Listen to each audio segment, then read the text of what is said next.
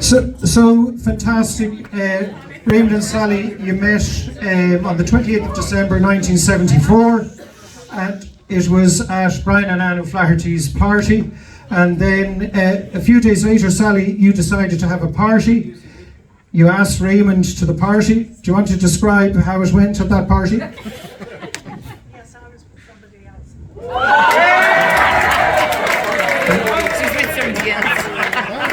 She was with somebody else. Say hello or goodbye. So as Raymond was going home that night, at the door, he was leaving early, he said, Sally, would you like to go out for dinner? And she said, I'm busy next week. He said, no problem. She said, I'm busy the following week. He said, no problem. She said, I'm busy for the next 6 weeks. He said, no problem. She knew he was keen. So I said, Ray, where did you go? Ray, where did you go for your first date? The King Citric Restaurant. Oh, in Hull. Oh, now hang on. Let me get this straight, Ray. You were living in South Hill. Sally, you were from Blackrock, and you went to the King Citric in Hull. Was that so no one would recognise you there, Ray? Okay. So, Sally, you said that one of the things that annoys you about Ray, you seem to set the bar very high. Do you want to tell the fellow Milltown members what it is that annoys you about Ray? Oh yeah, it's a very normal thing. We have napkins and napkin rings, but he never puts his napkin in the napkin ring. Jeez. Oh, that's harsh. Oh, Ray, poor show.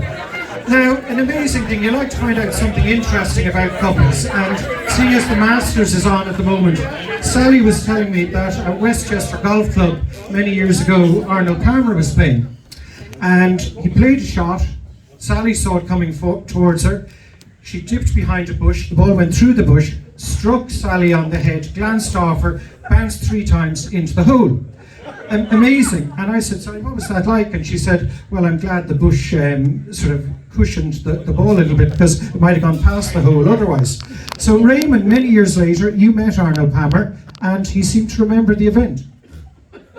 I introduced myself to Arnold Palmer at an Irish-American breakfast, or he introduced himself to me and all that. I shook his hand, which is the largest hand I have ever shaken in my life. It was like shaking hands with a shovel. But anyway, so he said, are you by any chance related to Sally Geary, she was then? Because I remember seeing this beautiful blonde in Westchester, and I said, the way to get to know her and see if I could hit a shot in her direction.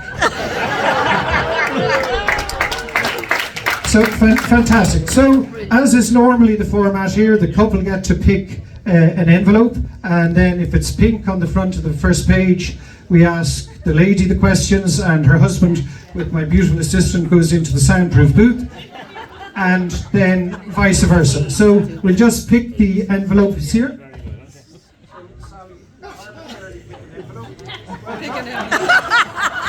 That's brilliant. Thank you, Sally, very much. That is fantastic. Oh no, sorry, pick another envelope. No. So let's open that, Sally, now. See? Oh, it's pink on top, so we're going to ask Sally about Ray. Ray, would you like to go into the soundproof booth with the ear protection things?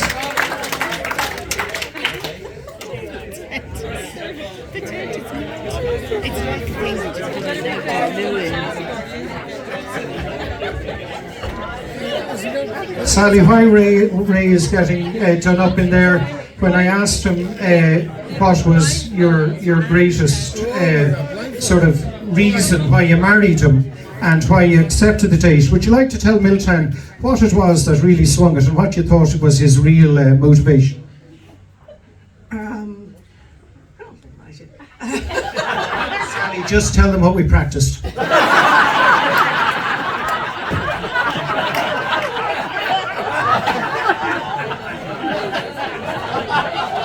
I think he was looking for a housekeeper. He was looking for a housekeeper, and obviously Sally was looking for a project. Okay, so Sally, here we are.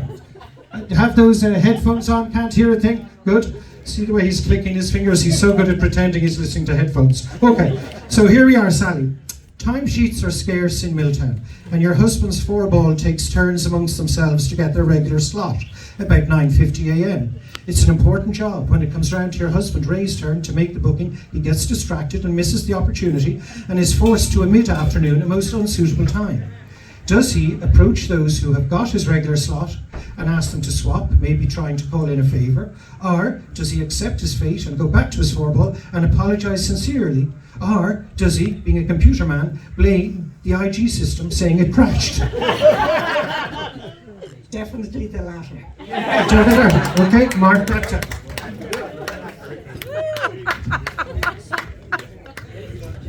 You're having a dinner party at home. What roles would you think Ray is able for, Sally? And in light of the sort of, or what do you think he'd be able to manage, maybe? Okay. Would you think he'd be able to pick the wine and get the drink sorted? Do you think he'd be able to set the table based on the napkin ring story? Maybe not. Or do you think he'd be able to maybe clean up afterwards? He's good at replacing the divots and all that sort of thing. What do you think, Sally? What would you give him? He checked the menu first of all. That wasn't an option, Sally. Which part of the game weren't you sure of, Sally?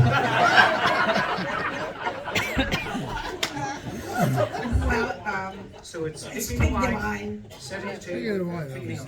Oh, definitely picking the wine. Okay, well done. Now, your grandchild's school asked for a volunteer for sports day, particularly looking for friendly granddads. Does Ray immediately step forward and offer help? Does he stay quiet and only come forward if directly asked by a crying grandchild? Or does he stare at the ground and not want to be involved at any cost? So it sounds like he's a computer, wine drinking, not involved type of man. Thank you very much, Sally. Ray, if you'd like to come back. You stay there, Sally. So, Ray, welcome back, Ray. Good, Ray. It seems Sally doesn't know much about you at all. How long are you married, did you say? Brilliant, brilliant. So, Ray, Sally has answered, and you have to try and say what you would do normally, and Sally has tried to predict what you would do normally.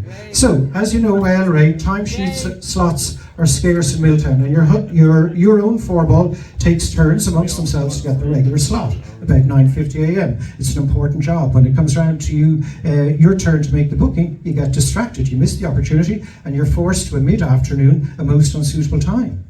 Would you approach those who had got your slot and ask them to swap, maybe trying to call in a favour? Would you accept your fate, go back to your four-ball tail between your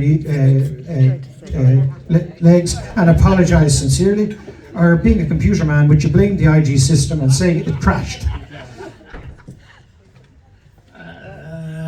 I'll go for B. Ray, I tried to give you a clue when I said being a computer man. Okay, listen to the clues, Ray. Listen to the clues. You're having a dinner party at home, Ray. A dinner party at home, Ray. A dinner party at home, Ray. What role would Sally think you're capable of? Best suited for her? Picking the wine and getting the drinks sorted? Setting the table? Or cleaning up afterwards because you're good at replacing divots? Which would you say, Ray? Picking the wine? Ray? Setting the table or cleaning up afterwards?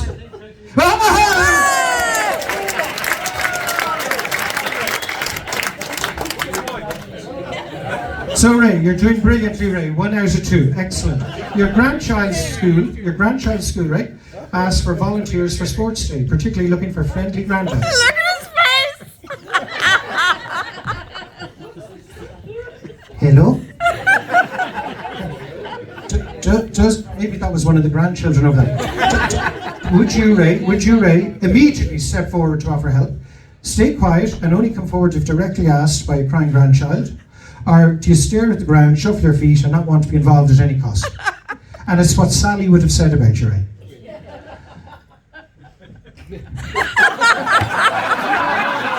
She was Immediately honest! step forward, stay quiet, or slowly come forward reluctantly, or stare at the ground, not wanting to be involved at any cost.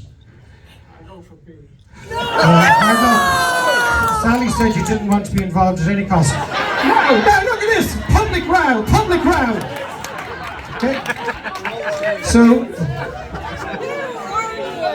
So at the moment they're 1 out of 3. So now we're going to switch Sally into the sound booth. Would you say Ray or Sally? Would you say Ray will be better at knowing Sally than Sally knowing Ray?